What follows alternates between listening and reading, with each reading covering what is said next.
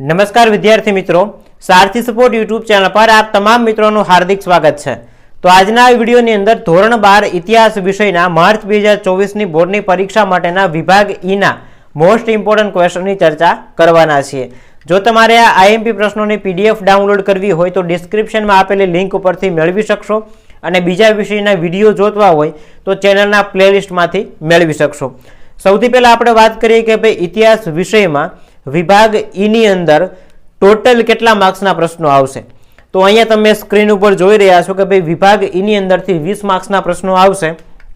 6 પ્રશ્ન આપેલા હશે, એમાંથી કોઈ પણ 4 ક્વેશ્ચન લખવાના હશે। કયા કયા ચેપ્ટરમાંથી હશે તો કે ભાઈ 5, 7, 8, 9, 13 અને 14 આ 6 ચેપ્ટરમાંથી एक एक प्रश्न हशे, मतलब 6 चेप्टरना एक एक प्रश्न એટલે 6 चेप्टर क्लियर।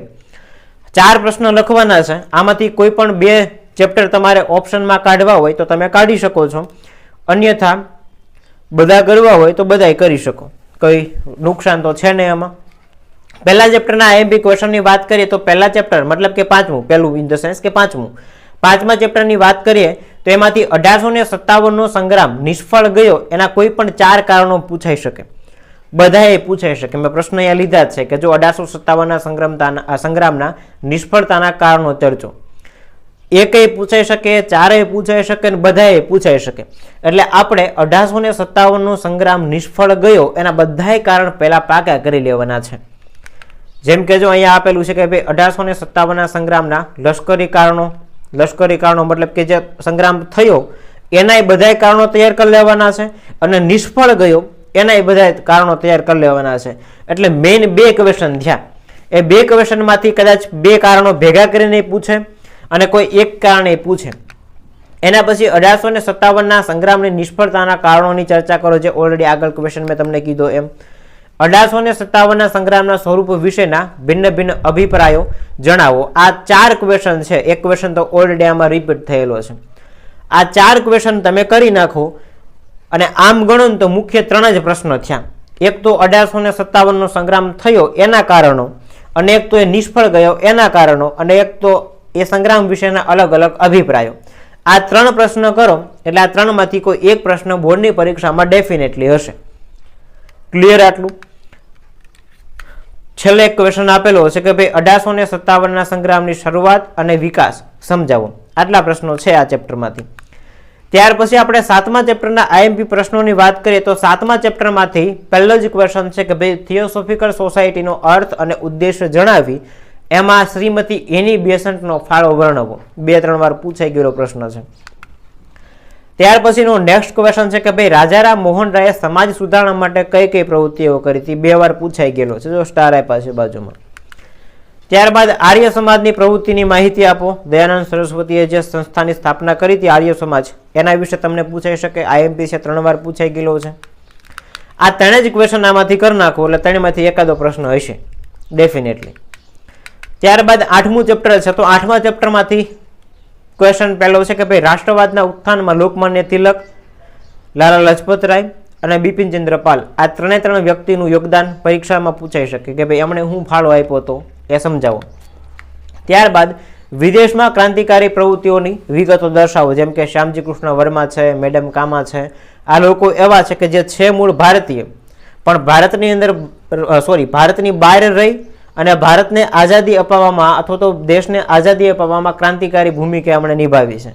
તો આવા લોકોની પ્રવૃત્તિઓ વિશે માહિતી આપવાની છે। એના પછીનો ક્વેશ્ચન છે કે ભાઈ બંગભંગ આંદોલન શા માટે શરૂ થયું હતું અને એના મુખ્ય પરિણામોની ચર્ચા કરો।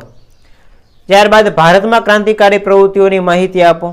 બંને ક્વેશ્ચન પૂછાઈ શકે એવા છે, એક તો વિદેશમાં ક્રાંતિકારી પ્રવૃત્તિઓની માહિતી, બીજો પ્રશ્ન છે તો કે ભાઈ ભારતમાં ક્રાંતિકારી પ્રવૃત્તિઓની માહિતી। એના પછી હોમ રૂલ આંદોલન 1916 एना विषे माहिती आपो, गृह स्वराज। आ 5 क्वेश्चन है जे तमने 8मा चेप्टर मांथी पूछाई शके एवा अने परीक्षा लक्षी हता। त्यार पछी आपणे 9मा चेप्टरना आईएमपी क्वेश्चन की बात करिए तो मोस्ट इम्पोर्टન્ટ क्वेश्चन के भाई स्वतंत्रता बाद भारत समक्ष केवी केवी समस्या हती समजावो। कि भाई देश तो आजाद थई गयो तो पण ए देश आजाद थई गयो पछी कई कई समस्या हती, गरीबी हती, बेकारी, भूखमरो, पछी लोकोनो स्थलांतरनो मोटो प्रश्न हतो। आ बधी समस्याओ तमारे डिटेल में समजाववानी छे। એના પછી મહાત્મા ગાંધીના સત્યાગ્રહ અને અહિંસાના વિચારો સમજાવો, તમારા શબ્દોમાં વર્ણવો તો એ હાલે કે ભાઈ ગાંધીજી સત્યાગ્રહ વિશે શું માનતા, અહિંસા વિશે શું માનતા, એના વિચારો લખવાના છે. એના પછી ભારતીય સ્વતંત્ર સંગ્રામમાં સુભાષચંદ્ર બોઝનું પ્રદાન સ્પષ્ટ કરો કે ભાઈ સુભાષચંદ્ર બોઝ છે એમણે દેશને આઝાદી અપાવવામાં શું કામ કર્યું હતું, એ પરીક્ષા લક્ષી છે. એના પછી રોલેટ એક્ટ અને જલિયાવાલા બાગનો હત્યાકાંડ, બંને ઘટના અલગ અલગ છે, બંને ઘટના વર્ણવવાનું તમને પૂછાઈ શકે કે પહેલાં તો રોલેટ એક્ટ શું છે, પછી જલિયાવાલા બાગનો હત્યાકાંડ એના વિશે તમને ડિટેલની અંદર પૂછાઈ શકે. આ 4 પ્રશ્નો તમારે 9મા ચેપ્ટરમાંથી તૈયાર કરવાના છે. ત્યારબાદ 13મા ચેપ્ટરના આઈએમપી ક્વેશ્ચનની વાત કરીએ તો 13મા ચેપ્ટરમાંથી પહેલો ક્વેશ્ચન છે જર્મનીમાં નાઝીવાદનો ઉદય જણાવી એમાં હિટલરની ભૂમિકા સમજાવો કે ભાઈ નાઝીવાદનો ઉદ્ભવ કઈ રીતે થયો હતો એ લખવાનું છે અને એમાં હિટલરે શું કામગીરી કરી, હિટલરે શું ભૂમિકા નિભાવી, એ પરીક્ષા લક્ષી છે. ત્યાર પછી આપેલું છે રાષ્ટ્રસંઘની સ્થાપનાના હેતુઓ કયા કયા હતા કે ભાઈ રાષ્ટ્રસંઘની સ્થાપના કરવી પડી, એ કરવા પાછળના કયા કયા હેતુઓ જવાબદાર હતા. એના પછીનો ક્વેશ્ચન છે પ્રથમ વિશ્વયુદ્ધના અંતે આફ્રિકન રાષ્ટ્રોમાં કયા કયા પરિવર્તનો આવ્યા, પરીક્ષા લક્ષી પ્રશ્ન છે. ત્યાર પછી ફાંસીવાદી વિચારસરણીની વિશેષતા જણાવો. આ 4 ક્વેશ્ચન છે તમારે 13મા ચેપ્ટરમાંથી પરીક્ષા લક્ષી પૂછાઈ શકે એવા છે. અને 14મું અને 5 માર્કની અંદર પૂછાય એવા પ્રશ્નોમાં છેલ્લું ચેપ્ટર બીજા વિશ્વયુદ્ધના ગમે તે 3 કારણો સમજાવો. બધાય કારણો આપણે પાકે કરી લેવાના છે. પ્રશ્ન કદાચ એવી રીતે પૂછાણો હોય કે ભાઈ બીજા વિશ્વયુદ્ધના કારણો સમજાવો તો વાંધો ન આવે. હમણાં મેં ક્વેશ્ચન આમાં આગળ લીધો જ છે. પછી આપેલું છે સંયુક્ત રાષ્ટ્રસંઘના હેતુઓ જણાવો અને એના અંગોની ચર્ચા કરો. ઓલી જે સલામતી સમિતિ ને આવું બધું જે હતું ને એ અંગો વિશે માહિતી આપવાની છે અને એના હેતુઓ કયા કયા હતા એ હેતુ લખવાના છે. પછી આપેલું છે દ્વિતીય વિશ્વયુદ્ધના પરિણામોની ચર્ચા કરો. વિશ્વયુદ્ધ પૂરું થઈ ગયું એના પછી શું થયું, કયા પરિણામો આવ્યા એના વિશે પૂછાઈ શકે. પછી આપેલું છે સંયુક્ત રાષ્ટ્રોની માનવ અધિકારોની ઘોષણાની ચર્ચા કરો. આપણું જે પાઠ્યપુસ્તક છે ને એમાં છેલ્લો ટોપિક આપેલો છે 14મા યુનિટમાં, એ પૂછાઈ શકે. પછી દ્વિતીય વિશ્વયુદ્ધના પરિબળો પૂછાય તોય ભલે ને કારણો પૂછાય તોય ભલે. ઉપર મેં તમને કીધું ને કે ભાઈ બીજા વિશ્વયુદ્ધના ગમે તે 3 કારણો સમજાવો. એ કારણો એ જ પરિબળો છે અને પરિબળો એ જ કારણો છે. એટલે બધાય પાકા કરી લેવાના છે. 3 પૂછવું હોય તો 3 લખવાના અને બધાય પૂછ્યા હોય તો બધાય લખવાના. પછી આપેલું છે બીજા વિશ્વયુદ્ધના કોઈ પણ 3 કારણો સમજાવજો. આગળનો ક્વેશ્ચન હતો ને રિપીટ થયો.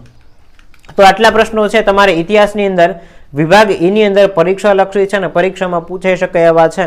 તો આટલા પ્રશ્નો તમે તૈયાર કરીને જાઓ એટલે તમારે ઇતિહાસની અંદર એ વિભાગનું આખું કામકાજ પૂરું. એના પછી બીજા કોઈ પ્રશ્નો તૈયાર કરવાના રહેતા નથી. અને ડેફિનેટલી બ્લુપ્રિન્ટ પ્રમાણે તૈયારી કરશો તો બેનિફિટ થશે, કેમ કે હવે આપણી પાસે જાજો સમય છે નહીં. ઓકે, તો વિડીયો પસંદ આવ્યો હોય તો લાઇક કરી દેજો. ચેનલને સબસ્ક્રાઇબ કરવાની બાકી હોય તો સબસ્ક્રાઇબ કરી દેજો. મળીએ છીએ નવા વિડીયો સાથે. જય હિન્દ, જય ભારત.